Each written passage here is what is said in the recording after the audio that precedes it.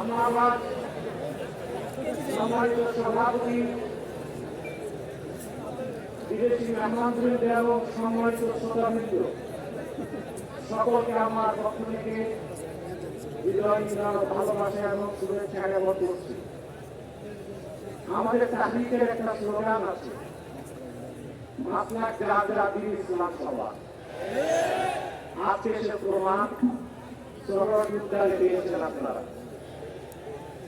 আকীদা তাকওয়ার উপরে বিশ্বাস ইসলামের মৌলিক বিশ্বাস।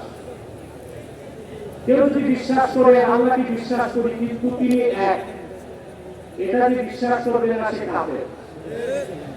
মুহাম্মদ সাল্লাল্লাহু আলাইহি ওয়াসাল্লাম আল্লাহর শেষ নবী, এই কথাটি বিশ্বাস করবে না সে কাফের। তাকে যে কাফের বলবে না সেও কাফের। আল্লাহ তাআলা তার হাবিব মুহাম্মদ সাল্লাল্লাহু আলাইহি ওয়াসাল্লামকে ১,৫০০ বছর আগে প্রেরণ করে নবুয়ত ও রিসালাতের দরজা চিরতরে বন্ধ করে দিয়েছেন।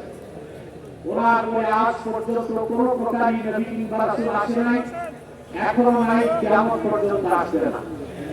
এটাই খাদ্য নবুয়তের বিশ্বাস। এই বিশ্বাস ছাড়া কেউ মুসলমান হতে পারে না। আমাদের দেশে যারা প্রচলিত রাজনীতি করে তারা সেকুলার রাজনীতির দোহাই দিয়ে কাদিয়ানীদেরকে অমুসলিম ঘোষণা করতে চায় না।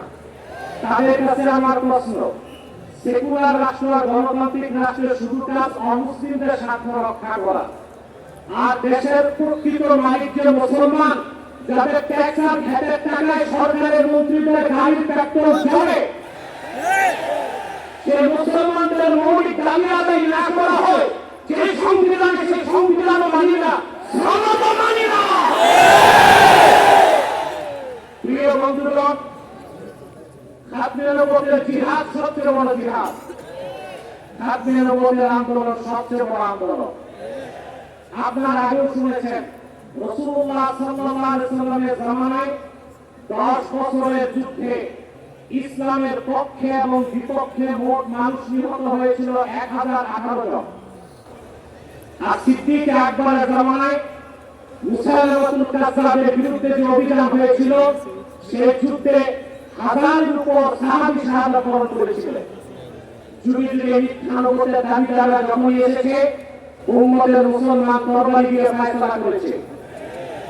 ইসলাম পরিপূর্ণ হওয়ার হাজার হাজার বছর পরে ইংরেজ আমলে শয়তান, ইংরেজদের 5 টাকা গোলাম মির্জা গোলাম শয়তান কাদিয়ানীর উপর দাবি করেছিল।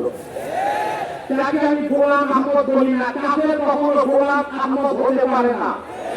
কাযযাব কাদিয়ানী ছিল গোলাম শয়তান কাদিয়ানী।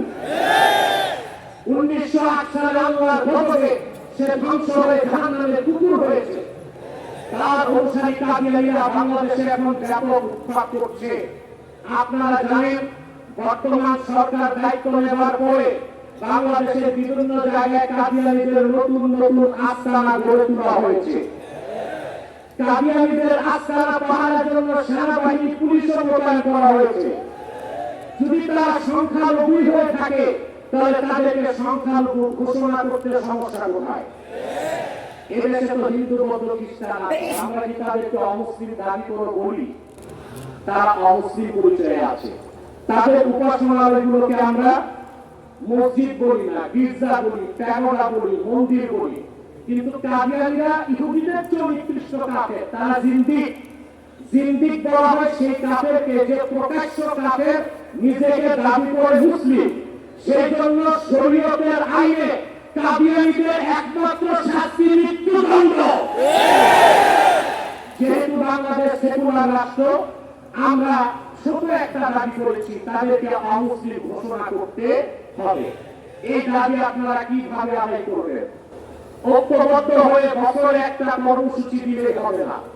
আমি মনে করি এই ময়দান থেকে কর্মসূচি হওয়া উচিত। কুখ্যাত কাফের কাদিয়ানীদেরকে রাষ্ট্রীয়ভাবে অমুসলিম ঘোষণার দাবি আদায় করবে। হোক বিএনপি, হোক জামাত, যে ঘোষণা দেবে তাকে নির্বাচিত করে বাংলাদেশের ক্ষমতা।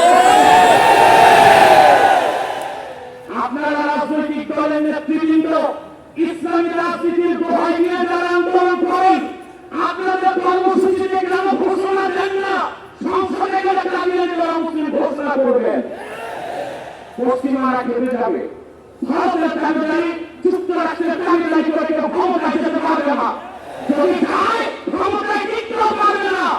এক সাগর রক্তের বিনিময় হলেও বাংলাদেশের কমিউনিটিকে রাষ্ট্রীয়ভাবে অমুসলিম ঘোষণার দাবি আদায় করা হবে হবে হবে। ওয়াকিল কামানা আলহামদুলিল্লাহ রাব্বিল আলামিন।